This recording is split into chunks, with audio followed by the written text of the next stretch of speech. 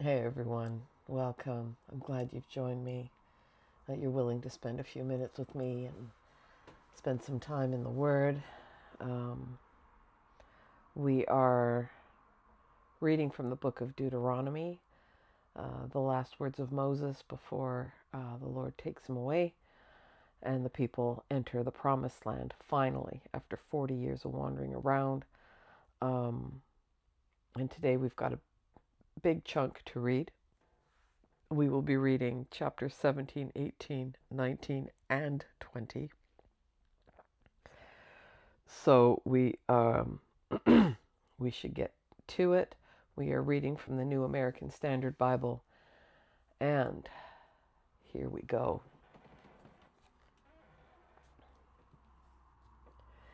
You shall not sacrifice to the Lord your God an ox or a sheep which has a blemish or any defect, for that is a detestable thing to the Lord your God. If there is found in your midst, in any of your towns which the Lord your God is giving you, a man or a woman who does what is evil in the sight of the Lord your God by violating his covenant, and that person has gone and served other gods and worshipped them, or the sun, the moon, or any of the heavenly lights which I have commanded not to do, and if it is reported to you and you have heard about it, then you shall investigate thoroughly. And if it is true and the report is trustworthy that this detestable thing has been done in Israel, then you are to bring out to your gates that man or woman who has done this evil deed, that is, the man or the woman, and you shall stone them to death. On the testimony of 2 witnesses or 3 witnesses, the condemned shall be put to death. He shall not be put to death on the testimony of only 1 witness. The hands of the witnesses shall be the first against him to put him to death, and afterward the hands of all the people. So you shall eliminate the evil from your midst. If a case is too difficult for you to decide between one kind of homicide or another, between one kind of lawsuit or another, and between one kind of assault or another, that are cases of dispute in your courts, then you shall arise and go up to the place which the Lord your God chooses. So you shall come to the Levitical priests or the judge who is in office in those days, and you shall inquire of them, and they will declare to you the verdict. Then you shall act in accordance with the terms of the verdict which they declare to you from that place which the Lord chooses. And you shall be careful to act in accordance with everything that they instruct you to do, in accordance with the terms of the law about which they instruct you, and in accordance with the verdict which they tell you, you shall act. You shall not turn aside from the word which they declare to you to the right or to the left. But the person who acts insolently by not listening to the priest who stands there to serve the Lord your God, nor to the judge, that person shall die. So you shall eliminate the evil from Israel. Then all the people will hear and be afraid, and will not act insolently again. When you enter the land which the Lord your God is giving you, and you take possession of it and live in it, and you say, I will appoint a king over me, like all the nations who are around me, you shall in fact appoint a king over you, whom the Lord your God chooses. One from among your countrymen you shall appoint as king over yourselves. You may not put a foreigner over yourselves, anyone who is not your countryman. In any case, he is not to acquire many horses for himself, nor shall he make the people return to Egypt in order to acquire many horses, since the Lord has said to you, you shall never again return that way. And he shall not acquire many wives for himself, so that his heart does not turn away, nor shall he greatly increase silver and gold for himself.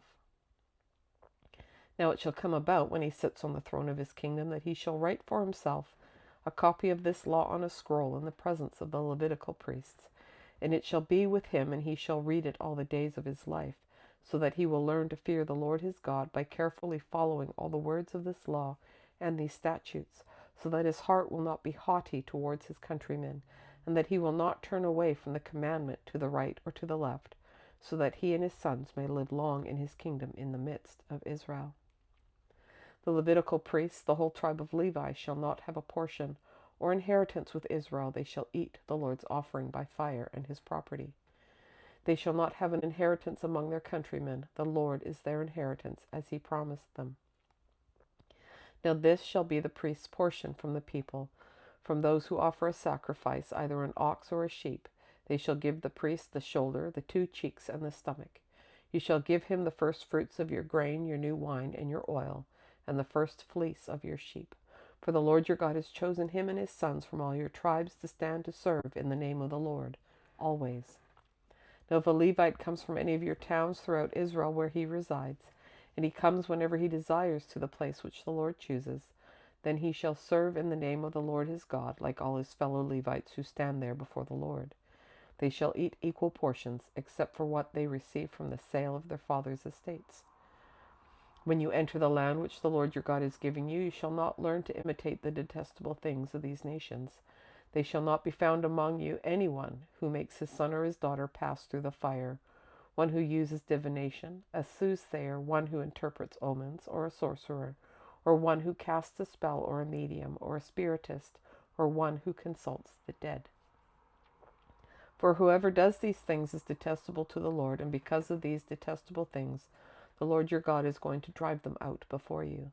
You are to be blameless before the Lord your God, for these nations which you are going to dispossess listen to soothsayers and diviners, but as for you, the Lord your God has not allowed you to do so. The Lord your God will raise up for you a prophet like me from among you, from your countrymen. To him you shall listen.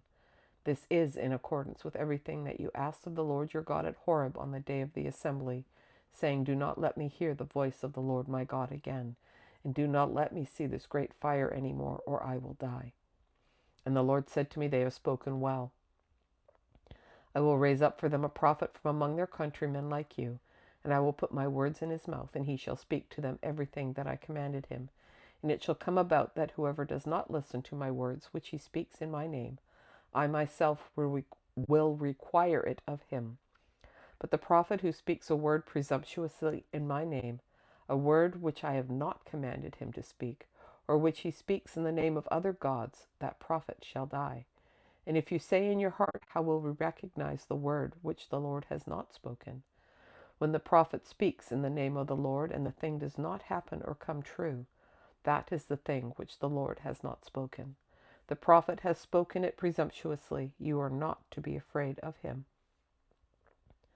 When the Lord your God cuts off the nations whose land the Lord your God is giving you, and you dispossess them and settle in their cities and in their houses, you shall set aside for yourself 3 cities in the midst of your land, which the Lord your God is giving you to possess. You shall prepare the roads for yourself, and divide into 3 regions the territory of your land, which the Lord your God will give you as an inheritance, so that anyone who commits manslaughter may flee there. Now this is the case of the one who commits manslaughter, who may flee there and live, when he kills his friend unintentionally, not hating him previously. As when a person goes into the forest with his friend to cut wood, and his hand swings the axe to cut down the tree, and the iron head slips off the handle and strikes his friend so that he dies. He may flee to one of these cities and live. Otherwise the avenger of blood might pursue him in the heat of his anger, and overtake him because the way is long, and take his life, though he was not sentenced to death, since he had not hated him previously. Therefore I command you, saying, You shall set aside for yourself 3 cities. And if the Lord your God enlarges your territory, just as he had sworn to your fathers, and gives you all the land that he promised to give your fathers, if you carefully follow all of this commandment which I am commanding you today, to love the Lord your God and to walk in his ways always, then you shall add 3 more cities for yourself besides these 3. So innocent blood will not be shed in the midst of your land, which the Lord your God is giving you as an inheritance, and guilt for bloodshed will not be on you. But if there is a person who hates his neighbor, and waits in ambush for him, and rises up against him, and strikes him so that he dies, and he flees to one of these cities, then the elders of his city shall send men and take him from there, and hand him over to the avenger of blood, so that he may die. You shall not pity him, but you shall eliminate the guilt for the bloodshed of the innocent from Israel, so that it may go well with you. You shall not displace your neighbor's boundary marker, which the ancestors have set in your inheritance, which you will inherit in the land that the Lord your God is giving you to possess. A single witness shall not rise up against a person regarding any wrongdoing or any sin that he commits. On the testimony of 2 or 3 witnesses, a matter shall be confirmed. If a malicious witness rises up against a person to testify against him of wrongdoing, then both people who have the dispute shall stand before the Lord, before the priests and the judges who will be in office in those days. And the judges shall investigate thoroughly, and if the witness is a false witness, and he has testified against his brother falsely, then you shall do to him just as he planned to do to his brother. So you shall eliminate the evil from among you, and the rest of the people will hear and be afraid, and will never again do such an evil thing among you. So you shall not show pity, life for life, eye for eye, tooth for tooth, hand for hand, and foot for foot. When you go out to battle against your enemies and see horses, chariots, and people more numerous than you, do not be afraid of them, for the Lord your God, who brought you up from the land of Egypt, is with you. When you are approaching the battle, the priest shall come forward and speak to the people. And he shall say to them, Hear, Israel, you are approaching the battle against your enemies today. Do not be faint-hearted, do not be afraid or panic or be terrified by them, for the Lord your God is the one who is going with you to fight for you against your enemies to save you. The officers also shall speak to the people, saying, Who is the man that has built a new house, but has not dedicated it? Let him go and return to his house, otherwise he might die in battle, and another man would dedicate it. And who is the man that has planted a vineyard, but has not been put to use? Let him go and return to his house, otherwise he might die in the battle, and another man would put it to use. And who is the man that is betrothed to a woman and has not married her? Let him go and return to his house, otherwise he might die in battle, and another man would marry her. Then the officers shall speak further to the people, and say, Who is the man that is afraid and faint-hearted? Let him go and return to his house, so that he does not make his brother's hearts melt like his heart. And when the officers have finished speaking to the people, they shall appoint commanders of armies at the head of the people. When you approach a city to fight against it, you shall offer it terms of peace. And if it agrees to make peace with you and opens to you, then all the people who are found in it shall become your forced labor and serve you. However, if it does not make peace with you, but makes war against you, then you shall besiege it. Then the Lord your God gives it into your hand, and you shall strike all the men in it with the edge of the sword. However, the women, the children, the animals, and everything that is in the city, all of its spoils you shall take as plunder for yourself, and you shall use the spoils of your enemies, which the Lord your God has given you. This is what you shall do to all the cities that are very far from you, which are not the cities of these nations nearby. Only in the cities of these people that the Lord your God has given you as an inheritance, you shall not leave anything that breathes alive. Instead you shall utterly destroy them, the Hittite and the Amorite, the Canaanite and the Perizzite, the Hivite and the Jebusites, just as the Lord your God has commanded you, so that they will not teach you to do all the same detestable practices of theirs, which they have done for their gods, by which you would sin against the Lord your God. When you besiege a city for a long time to make war against it in order to capture it, you shall not destroy its trees by swinging an axe against them, for you may eat from them. So you shall not cut them down.